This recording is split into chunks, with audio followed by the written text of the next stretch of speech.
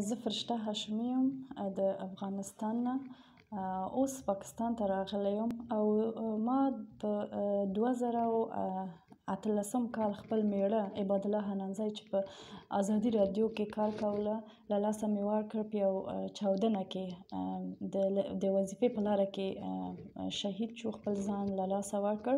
هغه ډیر یو تکړه با استعداده او زبردسته ژورنالیست و او د خپل قلم او د خپل هنر او د خپل استعداد او مسلک له لارې خلکو ته به خدمت کوله.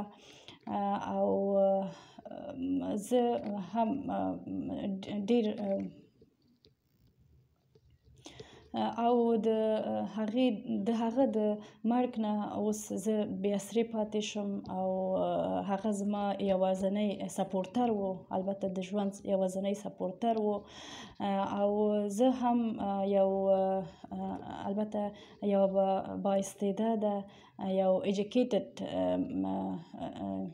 البته جنۍ یم او زه غواړم چې له خپل مسلک له خپل تحصیل خپل خلکو ته خدمت وکړم.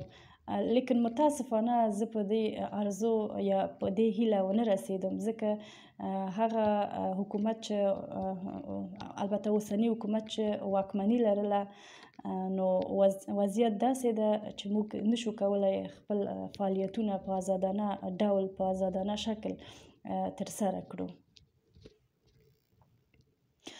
او زه هم یو تکړه ژورنالیست وم او د منیسټري اف جسټیس سره مې کار کوله او همچنان زه یو وومن رایټس اکټیویسټ یم او د خپلو لیکلو له لارې ما غوښتل چې د ښځو آواز جګ کړم، د بیان د ازادۍ البته آواز جګ کړم. او څوک چې زما ویډیو ګوري، آواز مې اوري، هغه ژورنالیستان، هغه انټرنیشنل میډیاز، هغه انټرنیشنل البته ارګنایزیشنونه چې د ښځو لپاره کار کوي، چې د ژورنالیستانو لپاره کار کوي، هغه